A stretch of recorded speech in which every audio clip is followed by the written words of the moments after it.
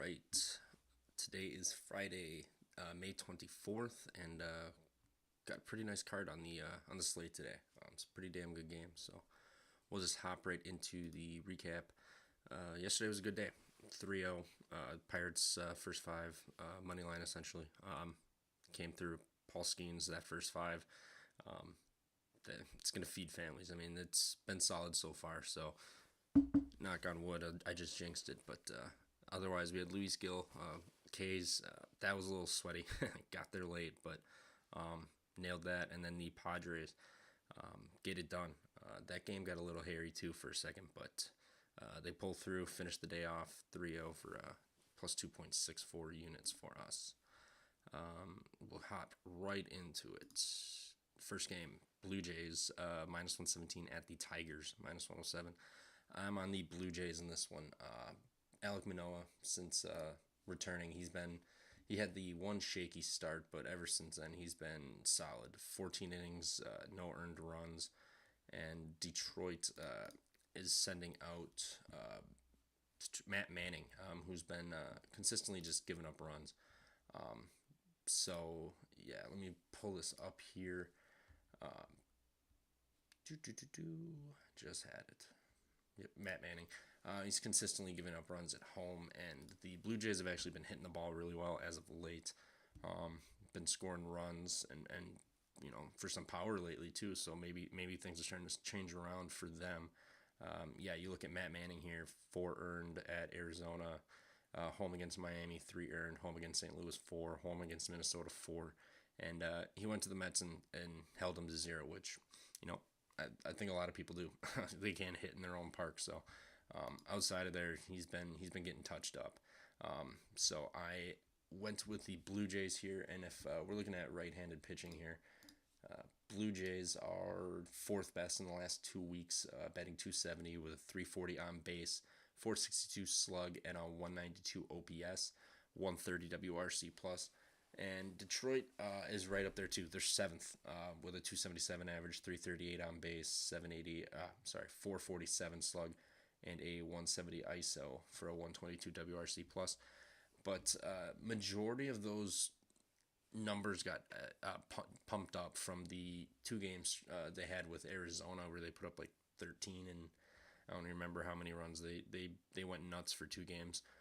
But outside of that, they haven't scored more than 3 or 4 runs. And if we're going to look at the bullpens here, xFIP wise, Toronto is 5th best in the majors. They have a 407 FIP right now, with their xFIP is 308. So they should regress a little bit. They have a 26% strikeout rate with an 8.5% walk rate, allowing teams 233 batting average. And if you go down all the way down to Detroit, sitting here at 21st, they have a 443 xFIP with a 423 xFIP. So they should do a little bit better, but they're still getting touched up here. They've got a 20.3% strikeout and a 7.5% walk rate, allowing teams to bat 268 with a 141 whip and a 300 BABIP. So, and their left on base percentage is only 62%. So they're not doing too good at containing the base runners and not allowing them to score. So I am on the Blue Jays here today, and the wind is also blowing in at 8 miles an hour. So I think that's going to benefit the team that's able to hit the ball better and facing the worst bullpen. So give me Manoah and the Blue Jays here, minus 117 to start the day. Next game, we are headed to Boston. Brewers. Oh, that's not right. Brewers are 116 dogs, and the Red Sox were 139 favorites here. So if we're just going to look at this, Bryce Wilson, if you look at his underlying numbers, he's due to get shelled. His xERA is nearly 2 points higher, and the wind is blowing out today. But if you look at the batting, Boston can't hit really. They've been on the struggle bus all year, it seems like. They had a really big game against St. Louis last week where they put up like 11 runs or something. But outside of that, the offense has kind of been sputtering. I know they had a comeback win against Tampa the other day, but I'm not going to really factor that in too much. I mean, if they do it, so be it. But Their bats have just overall been struggling. If we look at this, they are 22nd the last 2 weeks, 222 batting average, 283 on base, 429 slug, and a 94 WRC plus here. And then if we look at Milwaukee, they are 10th. They are batting 256, 330 on base, 402 slug, 111 WRC plus with a 325 BABIP. Boston has got a 250, 2.252 BABIP here. And if we look at the bullpens also, excuse me, Boston is sitting, they are sitting 10th here, 327 FIP with a 337 XFIP.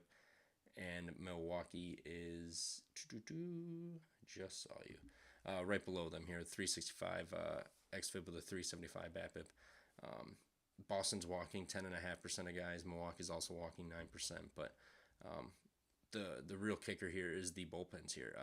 Boston 323 average with a 181 WHIP and a 431 BABIP. Milwaukee 229 average, 1.2 WHIP and a .288 BABIP. And Boston 62.8% left on base versus 85% for Milwaukee. I think there's gonna be some runs here. I think both pitchers might get hit up a little bit here, but I trust Milwaukee's bats and their bullpen a little more here. Winds blowing out. Boston has been shaky all year at best, and the Brewers are coming off of that pretty embarrassing Marlins series. So I think they're going to get up for this one. This will be a bigger game for them playing in Fenway. Contreras has been on fire. Jackson Chirios looked pretty solid. Yelich has started to crank it back up. Willie Adames, so I think they'll be fine. Will Rafi Devers bomb? Probably. I'm not going to be shocked if he does, but I still trust the Brewers here. And Bryce Wilson, if you look at his numbers, he the underlying numbers aren't pretty, but he's only given up 2 at most all year in all of his starts. And if you look at Cutter Crawford, he can get touched up at home at times too. So pull that up. I had those numbers right in front of me. Cutter Crawford, game logs.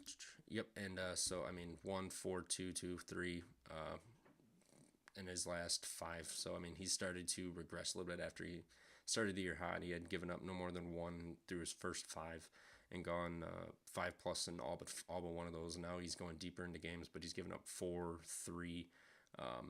He's given up 2 walks, 5 strikeouts. So I mean he's kind of been middle of the road, and the batted ball here, fly ball percentage is 46%. So if the ball's getting in the air, it's blowing out to right field towards the bullpens at 12 miles an hour today. So I'm taking the Brewers with the plus money here. My number even had the Brewers as a minus 102, so a little bit of value on them. So I'm going to be riding them today in Boston. Next play, a little bit of a game prop here.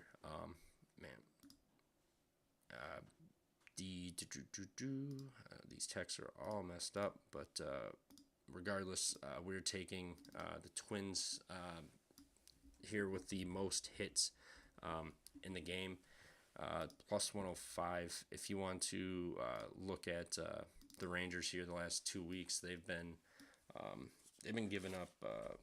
Not hitting anything really. They've got 74 hits the last 2 weeks, and the Twins have 94. And if we're gonna look at Urania, he's given up 41 hits in his road games this year, 18.1 innings. And Bailey Ober has faced some very good teams at home this year. He's given up 8 hits in 16 innings at home. Bailey. Pull that up. It was the Dodgers. It was the Dodgers and 2 other solid teams, Seattle and Detroit. I guess not incredibly solid, but he still held them to Seattle 3 hits through 5, Detroit 2 hits through 1, Dodgers 3 hits through 1. So I mean, he's been solid at home. I mean, on the road he gets rocked, but at home he pitches very well. So I'm going to be taking the Twins here. And if we also look at the last 2 weeks for hitting, like I said, the Rangers can hit, and you got to factor in their bullpen too. So their bullpen's going to be giving up hits. Minnesota, their offense isn't pretty, but they've been getting hits, and their bullpen's not as good either. But I don't trust the Rangers bats. I mean, they've just been a shell of themselves at best from last year, and I don't really have much faith in them to out hit the Twins here today with Bailey Ober on the mound, and we're getting plus 105 for the Twins to have the most hits in this game. I'm aware that they probably won't get the bottom of the ninth to hit, but I don't have any worries that they're going to be held to like 3-4 hits or anything like that against Urania in this Texas bullpen. So plus 105 for them to have most hits. I'll be taking in on that. Next game, we're heading to LA. Guardians, Logan Allen are facing the Angels and Patrick Sandoval.